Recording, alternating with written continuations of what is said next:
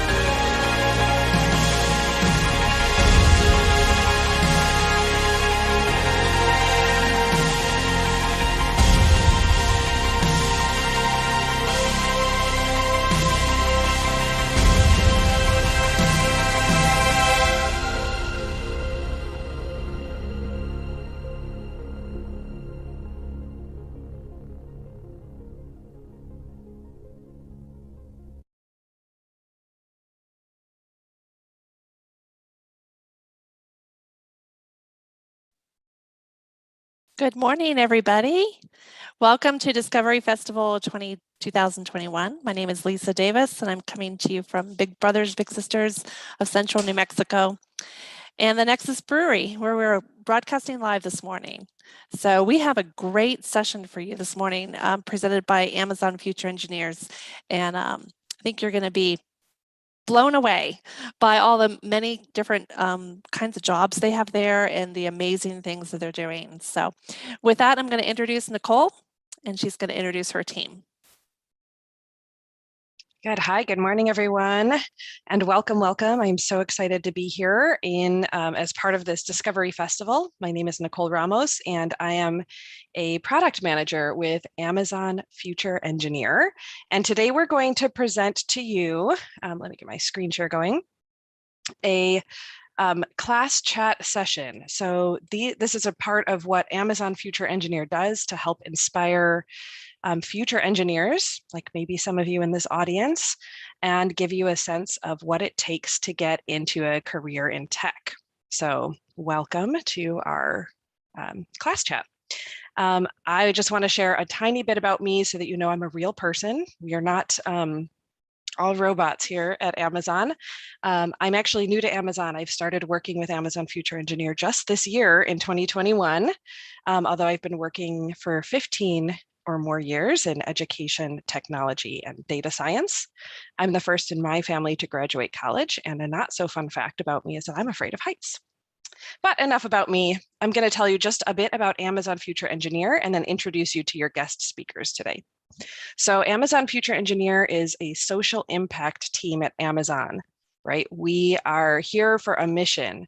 We want to increase access to computer science education for underserved and underrepresented communities in technology. So we are doing that because we really know here at Amazon how strong the demand is. There are a ton of jobs available in computer science. And we know that at Amazon because a lot of those jobs are with us at Amazon. It's a really fast growing profession, and there's just not enough students entering the field. So we want to make sure everyone knows about the jobs that are available and knows how to get there. And it's also an awesome job. So if you really like computer science and engineering, doing computer science as a career is really great. It's great for economic mobility, which is just another way to say that it pays well, right? Anyway, we're really glad you're here with us. We are excited to share a little bit more about STEM careers, computer science careers at Amazon. And in addition to that, We're going to meet two incredible Amazon professionals. I'm going to introduce them shortly here. They're going to share with you their very personal journeys, right? So you're going to just get to meet the humans behind Amazon. How did they get from where you all are in school, right? From their K-12 journey all the way to what they do at Amazon. They're going to share a little bit about Amazon and what they do. And then hopefully you'll have lots and lots of questions for them about their career path, about what it's like to work at Amazon, and about what they do specifically at Amazon. So without further ado, I'm going to go ahead and introduce our first speaker from Amazon, one of my absolute favorite colleagues, Walise. Hi, good morning. So I'm going to share my screen now, if you don't mind. Fantastic. It looks like you might have to stop sharing your screen. Sorry. Oh, that's all right. If only I could figure out how to do that. We might need some support from our Big Brothers Big Sisters team. I got it. Thank you. Here we go. Appreciate you. Do you see my screen now? Yeah. Okay, great. So again, I'm really excited to be here with you guys. Although actually, I'm sorry, Walise, to interrupt. You're sharing the presenter view, so I see all your notes. You see my notes? Yeah, it's tricky. It's tricky with Zoom. Technology, people. Okay.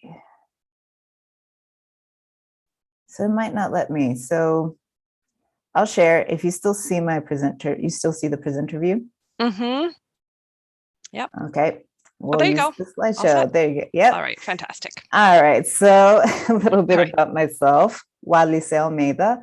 My job title is Technical Account Manager over at Comixology. That's Amazon's digital comic book store. And my favorite superhero is America Chavez. So if you don't know about her, you should look her up. I'm going to tell you a little bit about Amazon's 4 main business areas. You may have heard of some of these, and then I'll tell you more about my life. So the first part is online shopping. Now, I'm pretty sure you guys have shopped on Amazon. Maybe your parents have. I know some people are hooked on Prime. Can you guys guess how many different items Amazon sells? You can guess that number or type it in the chat, and I'll give you 3 seconds to guess. Yep, 250 million. I know some people probably guessed a little under, a little over, but we've got a lot of stuff, and that number keeps growing. The second area is entertainment. So some of you guys may have heard of Prime Video or Audible. I hope you guys heard about Comixology, because we sell the digital versions of physical books like The Phantom or Gem and the Holograms. We have a lot of books from some of the top publishers in the world, like Marvel and DC. Now, wherever you are, look around and raise your hand if you are a DC fan. You're all about that Justice League. See who else is a DC fan. Okay, what about if you are a Marvel fan? Are you all about the MCU, the Avengers? Raise your hand, see who else is a Marvel fan. Okay, now some of you probably are neither Marvel or DC. You're probably all about the manga, and I respect that too. So next part is devices. We have Alexa, which is a type of artificial intelligence that speaks several languages. Do you guys know how many languages? How many languages do you speak? And now think about how many languages Alexa might speak. And she speaks 8 languages. She speaks Spanish, Japanese, Hindi, even Brazilian Portuguese, which I speak myself. And finally, there is the Cloud Web Services, Amazon Web Services, or AWS for short. So normally I would ask you guys to define what the cloud is, but I think most of you kind of already have some familiarity with it, and what you see in the picture here is one of Amazon's server centers, one of our warehouses where we have hundreds and hundreds and hundreds of computer servers that host different services, websites, apps, and all kinds of features on the cloud so that people from around the world can connect to those services, websites, apps, and so on. So, yep, our AWS data center. So now I'm going to tell you a little bit about myself. These are my parents, these crazy people on a motorcycle. They're from Brazil. And part of my childhood is that I went to a public elementary school, but then for middle school, I became homeschooled. I went into homeschool as part of this community that I was a part of, this pretty traditional community. And part of being in that traditional community was they believed in very traditional gender roles.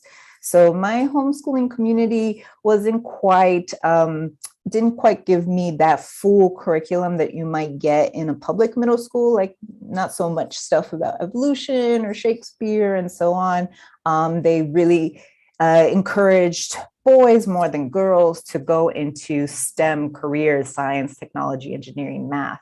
But because my parents were from Brazil and homeschooling does give some flexibility and timing, I got to travel there every now and then.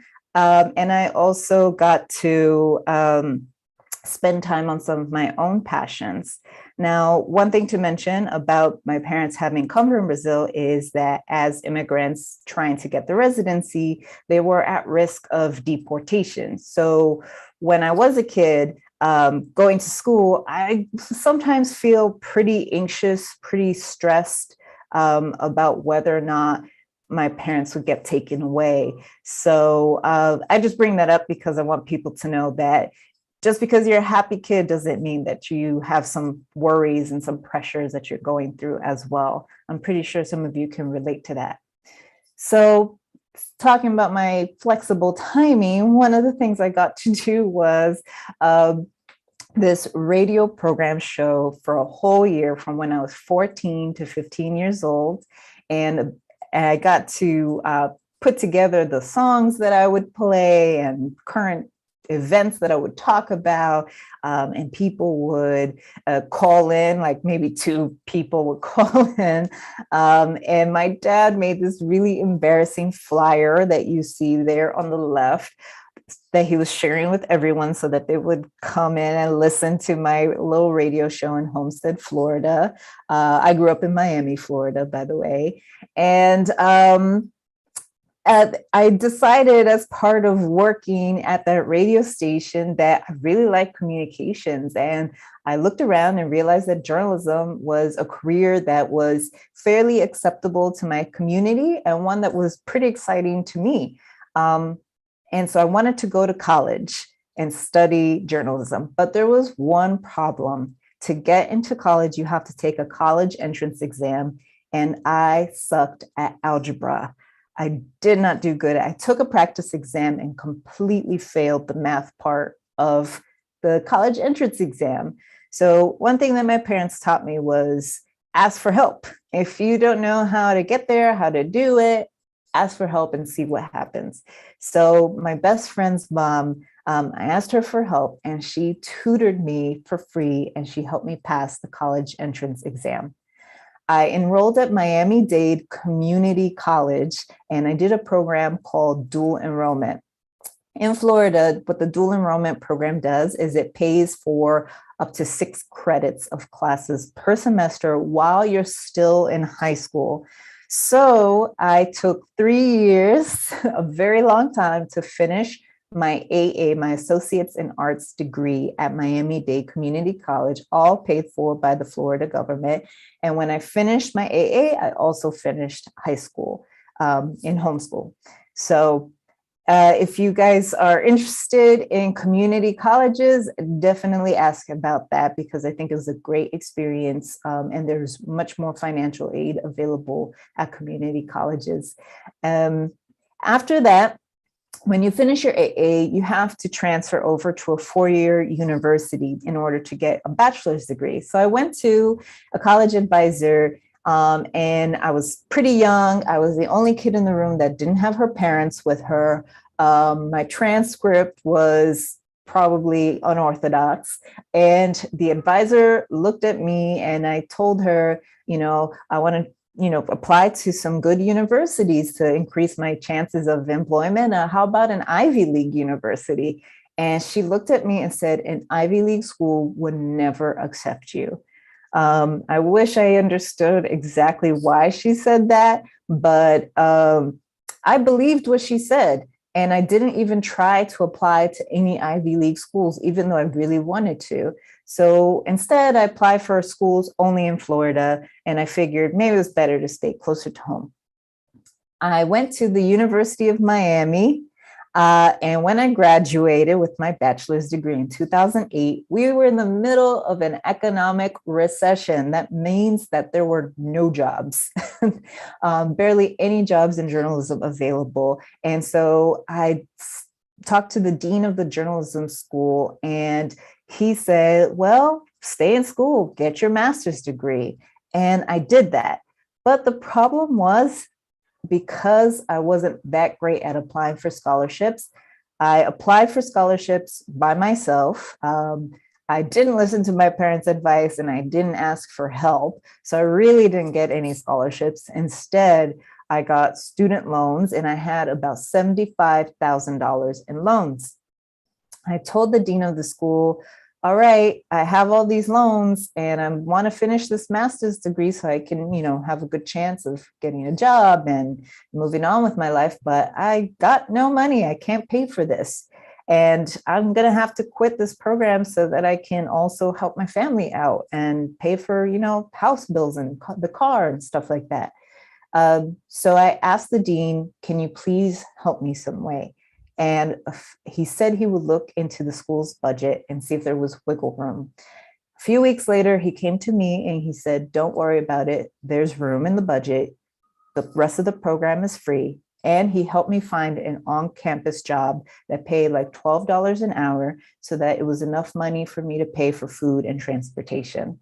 So it was definitely worth asking for help.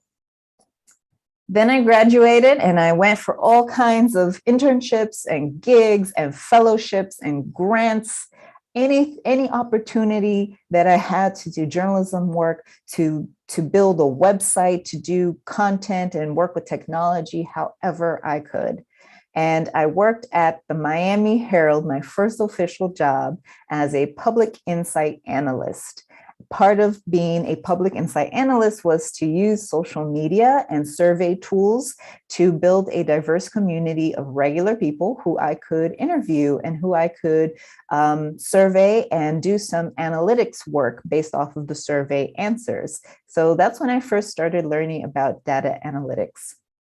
I also got to work for various other media organizations, including Fusion TV, where I launched a news/pop culture show. And I got to meet some really cool people. Speaking of the Marvel Universe, Zoe Saldana, I got to meet her. And I got to meet MMA fighter Anderson Silva, who, I'm Brazilian, so I'm a big fan of his. But our show, unfortunately, only got one season and the network did not renew us for a second season. So the show was canceled and I lost my job. And it wasn't the only time that I lost a job working in journalism. It happened a few times.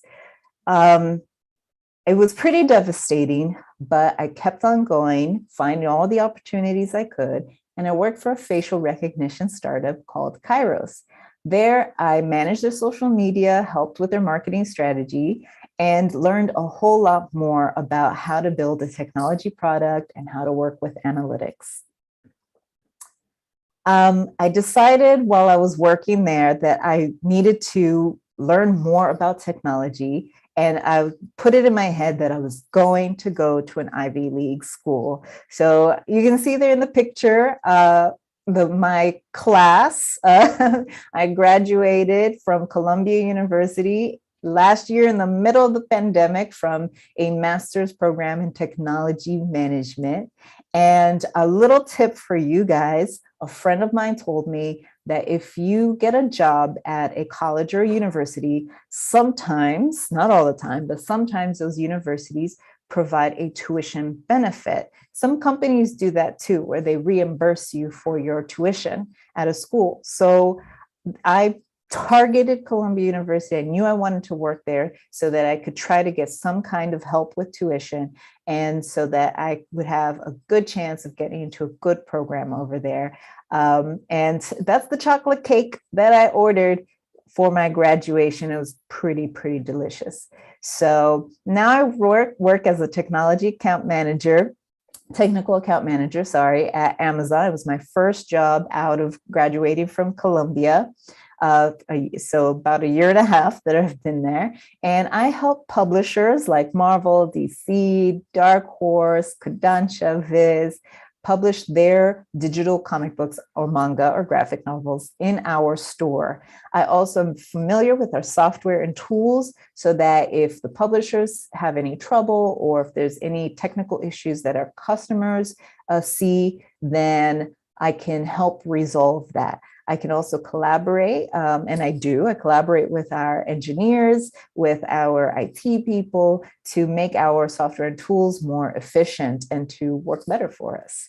So I also get to dress up as America Chavez and go to Comic-Con. So, my job is pretty cool, but as cool as it is, I got to tell you guys that things were not easy along the way. And there are moments where I'm in my job and I feel like I might not be long because I didn't get a computer science degree like many other people did. So sometimes when I have a vision or a solution that I want to execute, it doesn't always come out right the first time around.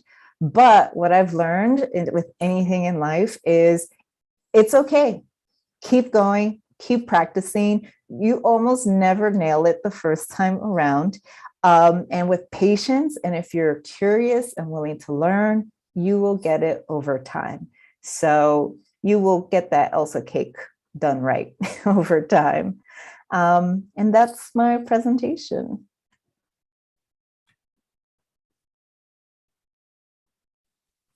Fantastic. Thank That's you so awesome. much. Oh, here we go. Perfect. Yay. Thank you so much Hi. for sharing your story. Lisa, I'll leave it up to you if you want to do some questions now. I don't know how Yeah. busy the questions are before we move over to Mike. Yeah, no, we got a couple Great. questions Perfect. already. It occurs to me that you've had a lot of doors shut in your face along the way. Yeah. So what advice can you give to the kids that might be facing a lot of adversity, whether it's with their family or poverty, just lack of opportunities, that sort of thing? Ooh, well, so first, my mom would always tell me your attitude has a lot to do with it. Growing up in Miami, Florida, we've been through many hurricanes. For example, the very first hurricane we went through was in 1992. It was called Hurricane Andrew. And we were not prepared. My parents had never been through one before. So we had no idea what to do. We did not have water or food saved. And the hurricane had blew out our windows in this tiny little 2-bedroom apartment that we lived in. And we were without electricity and water for weeks, maybe months. And I remember the Coast Guard coming and setting up camp next to our building in this football field where we would go every day to get something to eat. Yep, that time was pretty rough. But what I remember as a kid was not feeling that bad about it. I mean, it sucked, yeah. But my parents tried to keep a good attitude the whole time. And we took whatever actions we needed to in order to change our situation. And on top of that, my parents were always generous with our neighbors. And in that week, when we had nothing, our neighbors were generous with us. They shared their food with us. They shared their water with us, So we became a real community then. That's so much of why my parents say, ask for help. Ask for help, and, help others when you can. And whenever like this advisor who told me that I couldn't get into the colleges I wanted to get into, or like when I moved to New York City and some people would treat me like I was some kind of an alien. Like one time this person told me, oh, you speak very good English for someone from, and I was just like, what? Things like that happen. You don't know what are the motivations people have when they don't give you access to an opportunity or to a resource, or where they try to discourage you from seeking those things. And some of the challenges that happen for us are not because other people caused it, but they might be natural disasters or sickness or loss, or they could be immigration status, that we go through. What I remember is I'm going to keep the best attitude I can. I'm going to do what I can and adapt to these situations, because everything changes. Nothing stays the same forever, as long as we keep moving forward. So that's the only, I know sometimes people want a secret, like a secret, like Forbes magazine. How do you get to be a billionaire like Kylie Jenner or whatever it is? There's no real secret, people. It's just keep working hard, keep persisting, keep going at it, and your situation will change eventually. We just have two other quick questions. One is, you came out of school with a lot of loans, and I think that's often a barrier for kids to think they don't have the money to go to college.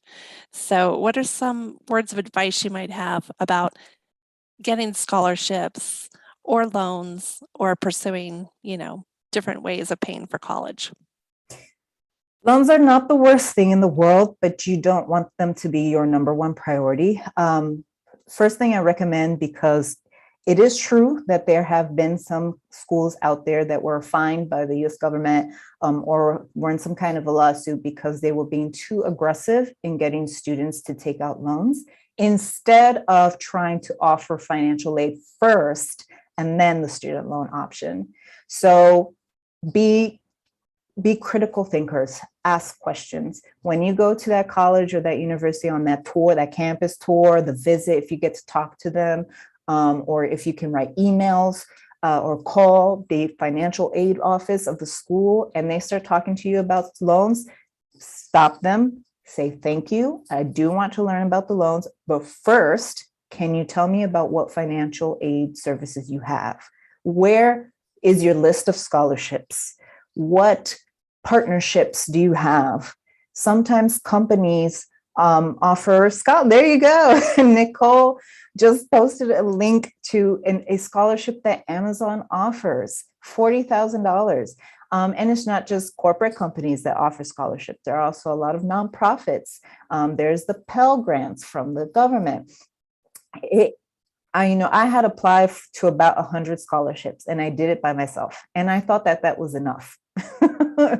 But I'm going to tell you that's not enough. Apply to as many things as you can possibly apply to and find. And ask everyone you know, hey, if you hear of a scholarship, send me the link, send it to me. And when you start writing your applications to those scholarships, don't do what I did. I wrote my application and just sent it in. Don't do that. Write your application, have someone else read it. Have someone else read it and give you feedback, and then you can update your draft, make it better, and then you send it in, and you can send that draft into your first set of scholarships. If the feedback you're getting from those scholarships is like, sorry, we're not, you're not eligible or you're not whatever, and they reject you, think about that draft. Like maybe what is about my application that I could improve so that the next set of scholarships I apply to isn't going to reject me as well. And then keep going, because you're going to get a lot of rejections. And I'm going to be honest with you guys, I cried a lot. And my parents can tell you how much I would cry to them, like, oh, I got rejected again. But eventually, if you keep working hard and you keep going, somewhere out there, there's going to be a door that will open for you. For me, it was from an unexpected place. It was the university itself, the dean of the school, that said, we can actually pay this for you, and I didn't even know that was an option. No one ever told me that. My dad told me, go ask the dean of the school. I was like, Papi, nobody does that.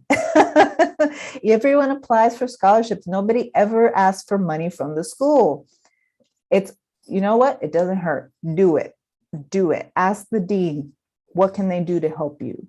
And of course, they're going to ask you, well, why should we help you? So get your story already prepared in explaining why you deserve this help. What are your ambitions? What are your passions? How are you going to contribute to that school environment? Or how are you going to contribute to the field that you want to study? Or how are you going to contribute to the world? And be honest, show your heart, and hopefully somebody out there will, see it and give you that help. And hopefully you'll win that scholarship from Amazon. I like that. I feel like we could wrap up your story as saying, if you knock and a door won't open, go find another door to knock on. Right? And keep knocking. Till your knuckles get sore. That's right. I love that. So I think we're going to head over to Mike, because we want to hear about what he's got to say as well. And then we'll have some more questions at the end.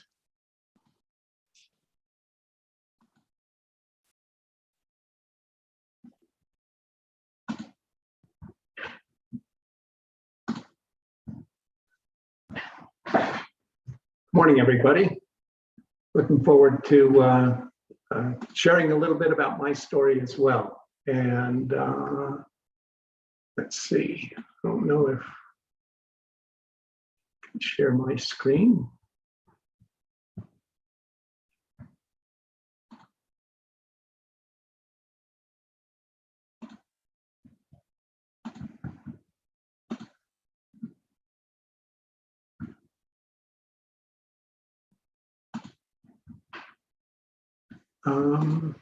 Let's see, does somebody have to turn on my screen sharing option?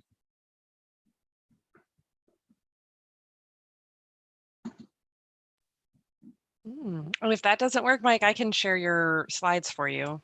I do have them ready. Let's see.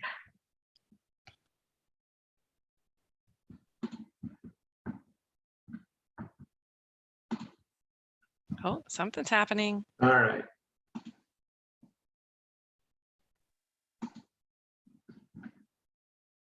Window. Okay. So I don't see anything just yet, though. Okay. I just see a black desktop window. Okay. Thanks for your patience, audience. Inside of Amazon, we don't typically use Zoom as our platform, and it's showing today for us.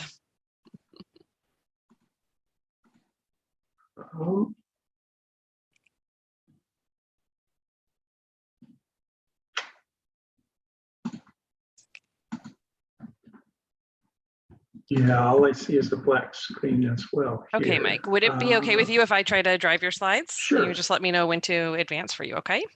Yeah. All right, let's see if we can do that. Here we go.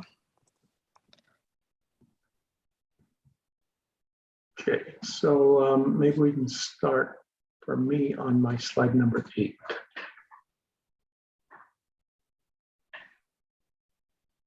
There we go. Back one. Nope. There we go. This one. Perfect. Yes. Okay. So my name is Mike Grothus, and I'm excited to be here today to share my experience with all of you as well. So how did I get here? Let me tell you a little bit about my experience in school. I grew up in Los Alamos, New Mexico, not too far from Albuquerque, where this is being hosted. And the tall kid in the back of the first photo is me in fourth grade. Science and technology were a big part of growing up in Los Alamos. I was active in Cub Scouts, winning first place in the city championship. As an interesting side story, in the middle photo, the third place winner on the right and I would end up being roommates in college for a year. Even though we didn't know each other at the time of this photo, we ended up being roommates in college. Los Alamos is one of the key locations for the Manhattan Project, and it's pretty rare that one would see a bomb headed into the car wash to be cleaned up. Of course, this is just a model from the local museum, but it's another link to my early years and my interest in technology. You can go to the next slide. Perfect. So I went to college at New Mexico State University in Las Cruces, New Mexico. I majored in mechanical engineering, where I received both a Bachelor of Science and a Master of Science. Mechanical engineers are basically involved in things that move or have energy. As a senior design project, I teamed up with 3 other seniors to design, build, and race a mini Indy race car. The competition, sponsored by the American Society of Mechanical Engineers, culminated in a design presentation and a race in Houston, Texas. Our car won first place in design and first place in appearance. However, it did not perform reliably. All of the cars used the same 5-horsepower Briggs & Stratton engines, and we were given the opportunity to relocate the fuel tank if we wanted. We chose to do that as part of our design. However, this proved to be our downfall in the performance aspects of the competition. Had we reached out to Briggs & Stratton, we would have been told that if we wanted to relocate the gas tank, it required a special adapter. The operation of the engine is dependent on the proper fuel pressure into the carburetor, and our effort to fabricate our own adapter resulted in unreliable engine performance. A big lesson I learned is to ask for help when you need it. The other engineers in this photo ended up going to work for Pratt & Whitney, Hewlett-Packard, and Sandia National Laboratory, which is right there in Albuquerque. Engineering can be a challenging educational path. You click once, should get another. So my girlfriend, Heidi, and I always signed up for a fun class each semester. So don't forget to have some fun in college as well. For example, I learned how to scuba dive and how to ballroom dance in college. This is a photo from a Halloween party that we went to as a ice hockey player and a cheerleader. Next photo, next page. So my career path started at IBM designing disk drives, and most of my career was designing products for use in the cloud, as shown in the AWS data center photo. This photo was during a 1-year assignment at IBM on the faculty loan program. Again, the tall guy in the back photo is me, along with other participants at the IBM faculty loan program. IBM, like Seagate, Amazon, and many other companies, invest in future engineers and technologists by encouraging young people to work in the tech sector. In each of my job transitions, I gained more responsibility and expanded my horizons in engineering and product development. In February 2019, I started my current job at Amazon, Lab 126. Next. My role at Amazon is to develop products that can benefit millions of customers spanning the globe. I was the operations program manager for one of our most recent tablets, the HD8, which we launched in June of 2020. My role was that anything that was related to the manufacturing of the product in the factory was for me to manage. Here's one of the actual tablets from that project. It came with a wireless charging dock as an option, as well as book covers. And so these are all things that were developed as part of this particular project. We sell millions of tablets every year, so it's important to have good quality and repeatable manufacturing processes to keep our customers happy. Lab 126 came out of a vision to develop an electronic book, which is now known as the Kindle.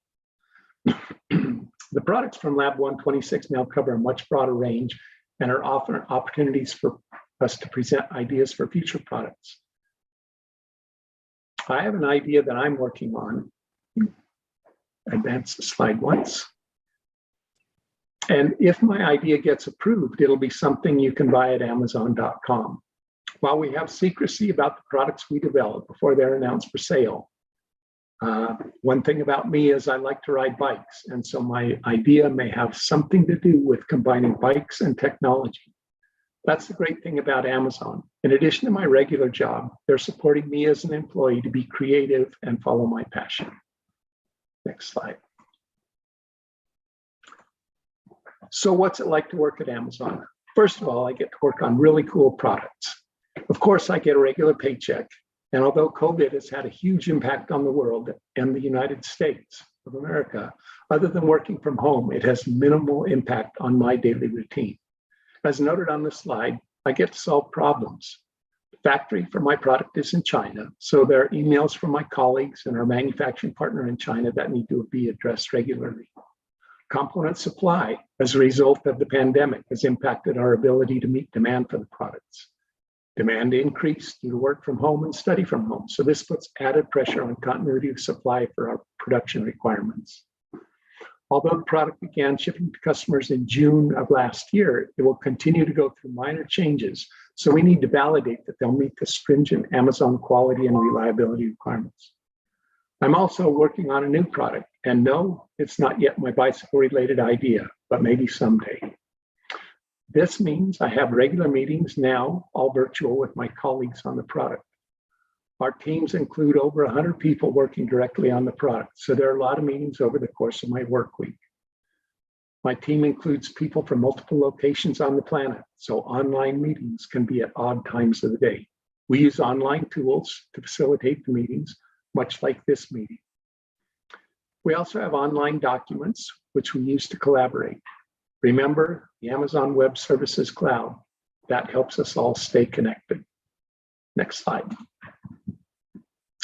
In college, you get a chance to meet new friends. Again, the tall guy in the back is me, and in front of me is my girlfriend, Heidi, who would later become my wife.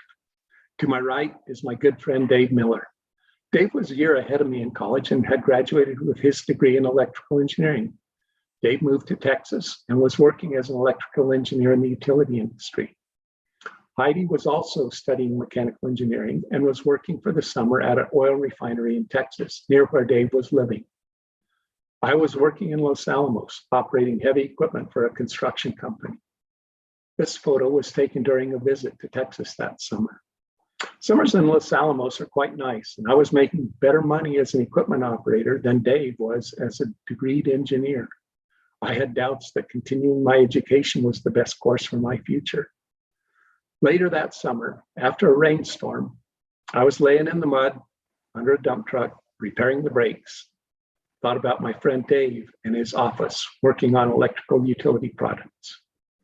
I decided that a career in engineering was more desirable than my construction work and returned to college that fall, motivated to do as well as I could.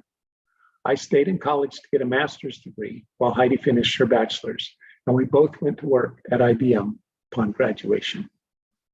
Next slide. So my top tips for you to take away are there are many different avenues into the tech sector. So find out what your passion is and chart your course for a career in tech.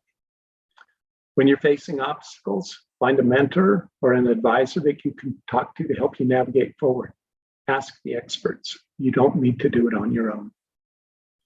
I've worked at 9 different technology companies in my over 39-year career, and I've held 29 different positions in that time. My education was a key element to opening these doors, so stay in school, follow your passion, and maybe someday we'll work together at Amazon. Next slide. So I want to encourage you, those of you who are serious about computer science and want to pursue a computer science degree, to apply for the Amazon Future Engineer Scholarship. Each year, Amazon awards 100 seniors with a $40,000 scholarship, $10,000 a year, and guaranteed summer internship at Amazon. Head to AmazonFutureEngineer.com and apply in November of the senior year if you're interested. Applications for 2022 opened on November 1st and will run through January 25th of 2022. You can get all the details on the website too. I hope one day to see you at Amazon as my coworker.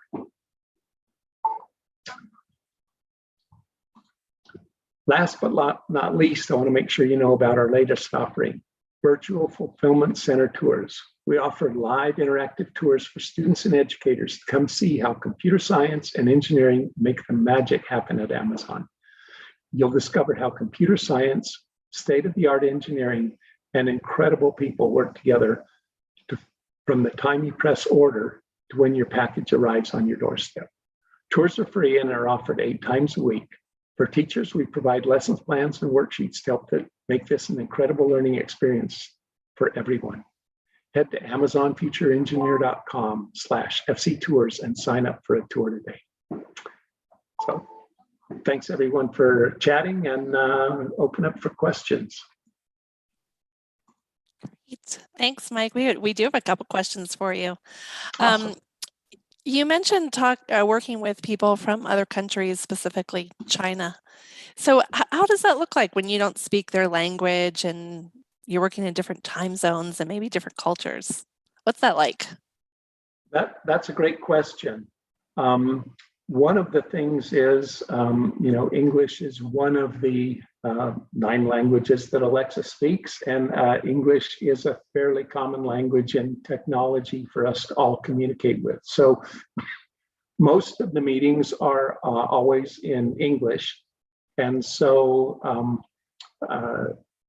the team, sometimes when they need to get into some technical details that they're not proficient in English, they'll revert back to their native language to talk back and forth, and then they'll summarize back in English. So fortunately, most of the communication is in English, email also in English. And so that's helpful for me. As noted, I grew up in New Mexico, so being bilingual with English and Spanish, but Spanish doesn't help too much. Although I'll have to mention some of our factories from Lab 126 are in Mexico. And so knowing Spanish in that case is helpful for communicating with the teams in Mexico. That's good. You also mentioned that you're a bit of an inventor. Yeah. So I'd love to hear some more about that. Like, do you have to get patents? Like, what's that path look like to inventing a new product and then getting it to market? Another great question. So I work in what's called the operations group at Amazon Lab 126. And a couple times a year, the leadership from that group reaches out to the team and says, hey, we're looking for new ideas. And so they give an opportunity to each one of the employees to present ideas. In one case, I wrote a 2-page little document to say, here's my idea about this cool technology that can be used with bicycles. And in a more recent version, they're like, hey, we want 2 sentences. Here's what you need to address in those 2 sentences. And I submitted about 5 ideas along those lines. So it's just using your creativity.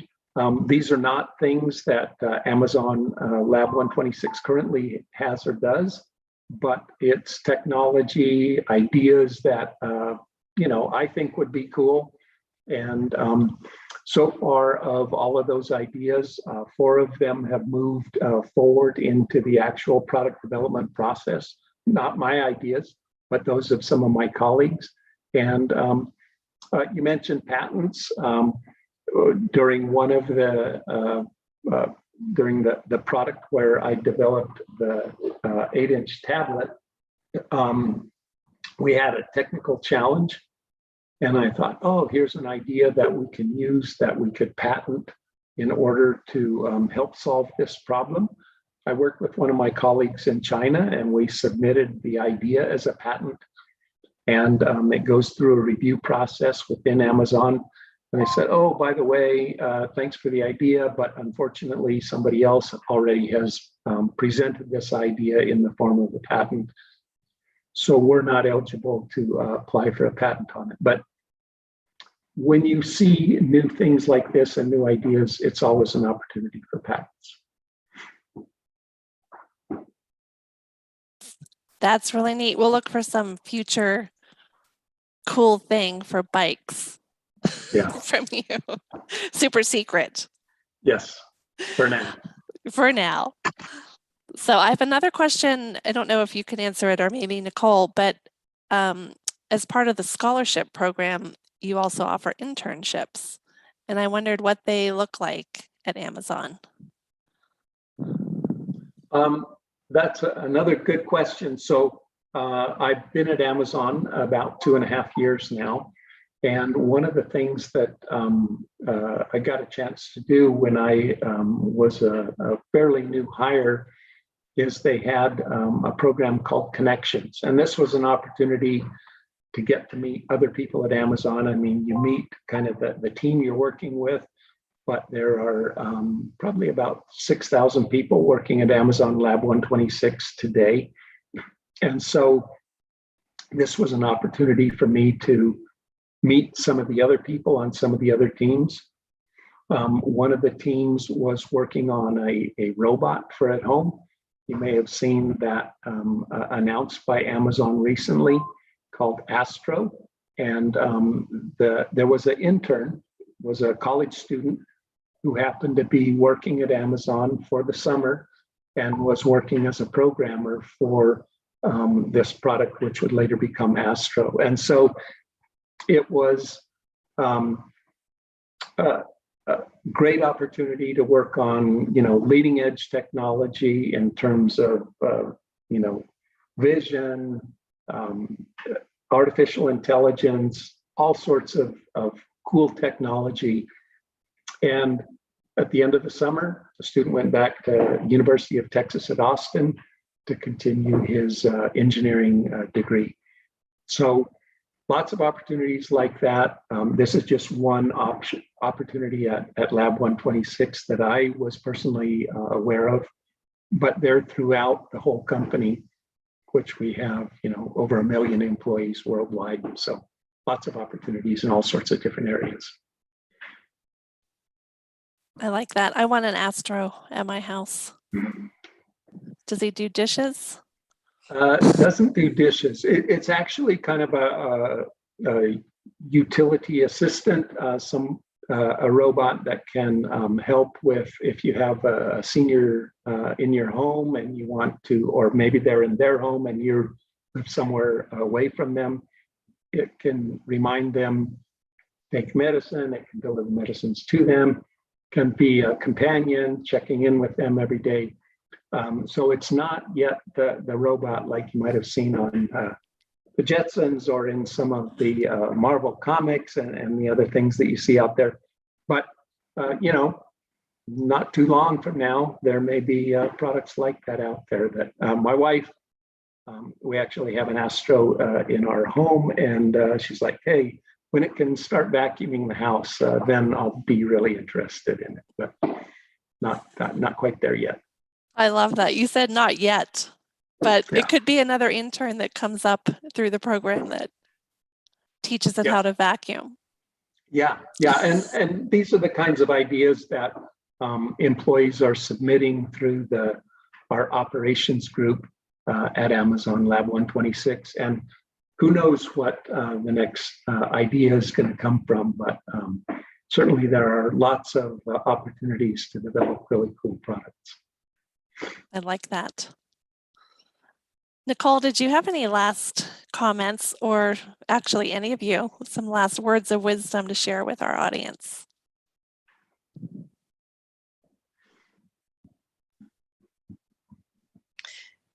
I'll just come back on and note that that if there are high school seniors listening, or juniors or sophomores or freshmen, it's never too early to start thinking about, college and internships and whatnot.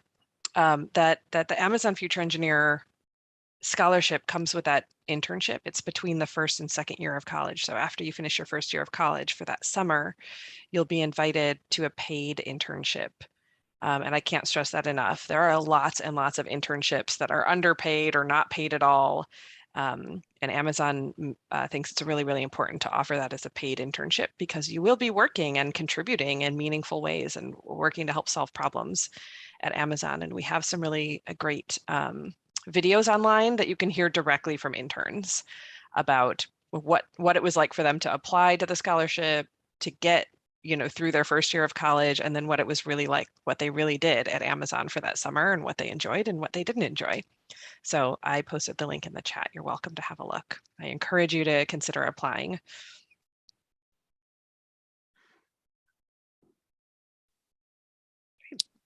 That's great.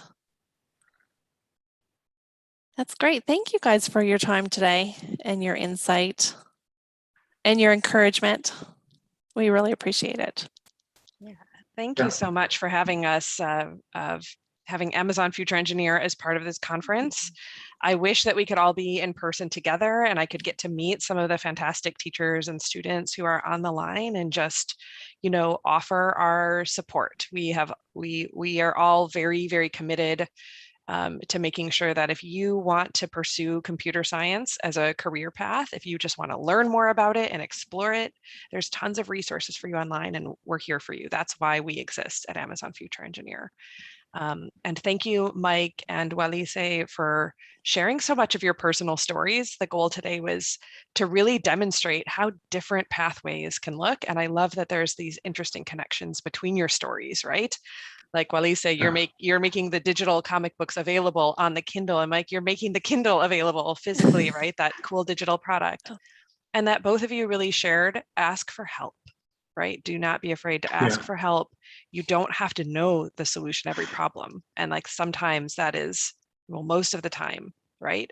You'll have better solutions if you ask other people, collaborate and ask, and don't stop asking. Great advice. Yeah. And I just want to say, I have been involved with Big Brothers Big Sisters program many years ago. My wife and I were Big Brother Big Sister of the Year out in the Bay Area in California. And my oldest sister is in the Big Brother Big Sister program there in Albuquerque. And I know, thanks for reaching out and doing this. I know it makes a big difference for students out there and young people, and just awesome that this program exists, and hopefully there's a lot of great feedback from all the participants, and yeah, very cool idea. We're happy to do it. All right. Well, hopefully we'll see some of you all on our virtual tour of the Fulfillment Center coming up here in a little bit. And if you're not able to make that session, you can go online and register for another tour another time. Right. And if you're a teacher, you can find more guest speakers. You can invite a guest speaker to come directly to your classroom too. So we have lots more volunteers willing to come in and talk to your class directly too. And we'll put that link to the next session in the chat. Perfect. And we're going to close it out with thanking our sponsors, which we could not do this without you. So thanks everyone for being here today, and we'll see you soon. Thank you. You. Bye now.